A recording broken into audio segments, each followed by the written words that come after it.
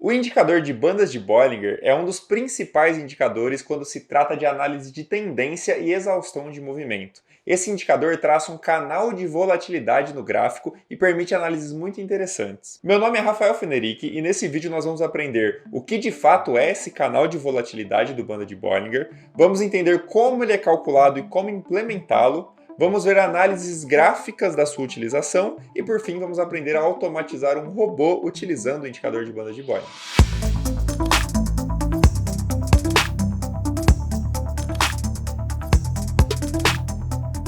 O indicador de bandas de Bollinger faz parte de uma série de ferramentas de análise técnica criada por John Bollinger na década de 80 e recebe o nome do autor. Esse indicador traça 3 linhas no gráfico, uma linha central, uma banda superior e uma banda inferior. A linha central nada mais é do que uma média móvel de um certo período, que por padrão é aplicado o período 20, e as linhas superior e inferior são essa média móvel somada ou subtraída de um multiplicador em cima do desvio padrão do movimento desse ativo. Como o indicador atua em cima do desvio padrão do ativo, ele consequentemente mostra a sua volatilidade. Quanto mais o ativo está oscilando em relação à sua média móvel, maior será o seu desvio padrão e, consequentemente, maior será a amplitude das bandas superior e inferior. Agora vamos entender um pouco mais exatamente como é a formulação do indicador. Então, como dito, a linha central nada mais é do que uma média móvel aplicada a um certo período, por padrão período 20. Então temos a linha central, que é a nossa média móvel. Agora nós precisamos calcular o desvio padrão.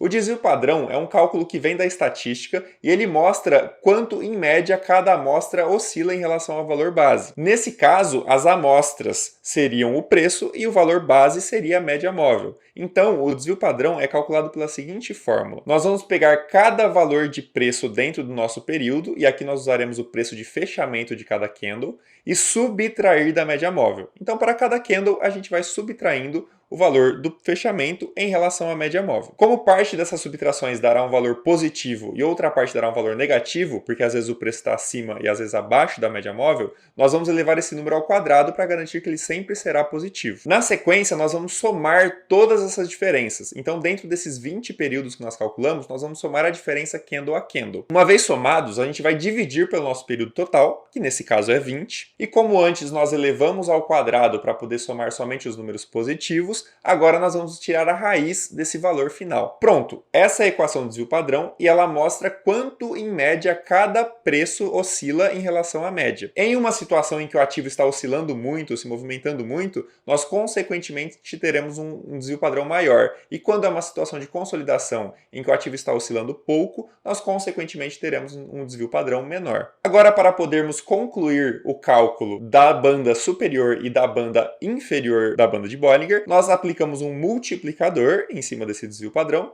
Por padrão, esse multiplicador é 2, e nós somamos na média móvel, isso dá a nossa banda superior, e nós subtraímos da média móvel, e isso dá a nossa banda inferior. Agora vamos dar uma olhada como seria implementar o código desse indicador. Lembrando que aqui nós estamos utilizando a linguagem MQL5, que é a linguagem para programação dentro da plataforma MetaTrader 5, mas aqui eu vou focar em explicar a parte matemática. Assim, o que foi aplicado aqui pode ser aplicado em qualquer outra linguagem de programação. Bom, como comentado, a média central ela é simplesmente uma média móvel, então o que foi feito aqui foi criar um manipulador do indicador de média móvel e, na sequência, sempre copiar o buffer desse indicador. Assim, a gente já tem o dado pronto em relação à média móvel. A gente não precisa calcular ele. A gente tem simplesmente esse dado pronto. O que nos basta agora é calcular o desvio padrão para, na sequência, calcular a banda superior e a banda inferior. Então, aqui nós temos uma função que vai calcular o desvio padrão. Então, a gente simplesmente vai aplicar a fórmula que foi comentada anteriormente. A gente vai pegar um vetor com os preços, um segundo vetor com a média, e a gente vai varrer o período estipulado, e dentro do período a gente vai sempre somando numa variável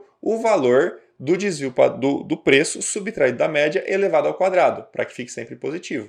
Então a gente varre o período, vai somando essas diferenças ao quadrado, e na sequência nós dividimos esse valor somado pelo período novamente e tiramos a raiz quadrada disso. Assim a gente tem o valor do desvio padrão. Então, para a banda superior, basta pegar a média móvel e somar esse valor de desvio padrão que nós obtemos, multiplicado pelo fator da banda de Bollinger, pelo multiplicador que comentamos, e no caso da banda inferior, pegamos a média móvel e subtraímos esse valor de desvio padrão multiplicado pelo fator estipulado. Maravilha, agora que a gente já sabe tudo sobre o indicador banda de Bollinger, já sabe como ele funciona, vamos dar uma olhadinha no gráfico, vamos pegar um gráfico aqui e analisar como que é o comportamento do ativo em relação a esse indicador. Bom, aqui no caso eu peguei o gráfico da ação Petro 4, da Petrobras, no time frame diário, tá? E joguei o indicador aqui de banda de Bollinger com os valores padrão, período 20 e fator de multiplicação do desvio 2. Então aqui, a primeira coisa que a gente consegue observar com clareza é que o preço ele tende a ficar dentro desses desvios. Então, raramente a gente vai ver um candle rompendo esses desvios, porque justamente o candle estar indo para próximo de um rompimento quer dizer que a volatilidade daquele ativo está aumentando, consequentemente o próprio desvio vai aumentar e o preço tende a ficar dentro dos desvios. Então esse é um ponto interessante. E aqui já indica um formato de operação de banda de Bollinger. O bandas de Bollinger ele tem duas formas principais de se operar. A primeira seria no rompimento, então a gente consegue ver aqui um exemplo de cenário em que o preço rompeu a banda superior. Então na hora que ele rompe, entraria-se na venda, buscando a média móvel central ou qualquer alvo que seja, ou quando ele rompe, por exemplo, a banda inferior, como a gente consegue ver aqui, buscaria novamente a média central. Então esse é um primeiro formato, então rompendo a banda, entrando no sentido de retorno, uma vez que a gente consegue ver que o ativo oscila muito dentro das bandas e raramente fora dela. E um outro formato é primeiro deixar o ativo romper a banda e aguardar o seu retorno. E na hora que ele retorna, aí sim realizar esse processo de entrada no sentido do movimento ao centro. Então aqui a gente consegue ver, por exemplo, um rompimento. Ele formou mais alguns candles aqui fora da banda e no momento em que ele volta, que ele retorna para dentro da banda, aí sim seria realizada essa venda buscando um alvo na média central ou algum valor estipulado de alvo. O mesmo a gente consegue observar aqui nesse cenário, olhando para a banda inferior, onde a gente consegue ver um rompimento, a gente pode esperar o retorno dele para dentro da banda e aí sim entrar buscando um movimento ao centro. Então basicamente esse seria o operacional dentro do bando de Bollinger, e assim a gente consegue ver como que ele se comporta dentro de um ativo. E aí, tá gostando do conteúdo? Se sim, aproveita para se inscrever e deixar o like aí embaixo. Também aproveita e comenta qual que é o próximo indicador que você quer ver na nossa lista. Bom, agora que a gente já sabe o que é de fato o banda de Bollinger, o que ele indica de fato, como que se calcula o indicador de banda de Bollinger, a gente já viu exemplos práticos de utilização, já viu exemplos gráficos, agora resta somente a gente conseguir fazer um robô para automatizar o operacional com banda de Bollinger. Mas antes da gente ir para essa parte, eu gostaria de convidar você que tem alguma demanda, alguma necessidade, seja de robô, boleta, painel, indicador ou qualquer outra necessidade dentro do MetaTrader, você precisa de algum desenvolvimento sob encomenda, entre em contato pelo nosso site e solicite um orçamento que estamos preparados para atendê-lo. Mas agora vamos ver esse robô com indicador de banda de Bollinger.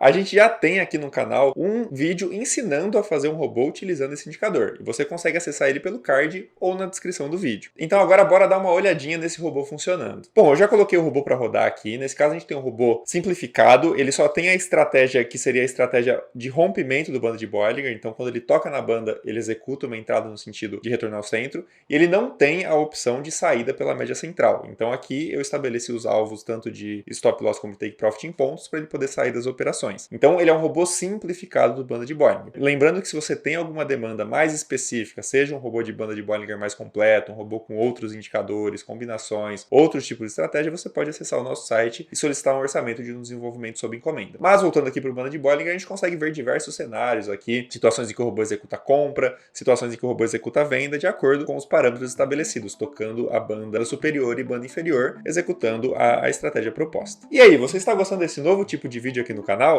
Se sim, comenta aí embaixo que conteúdos você quer ver nos próximos vídeos. Meu nome é Rafael Fenerick e até o próximo vídeo.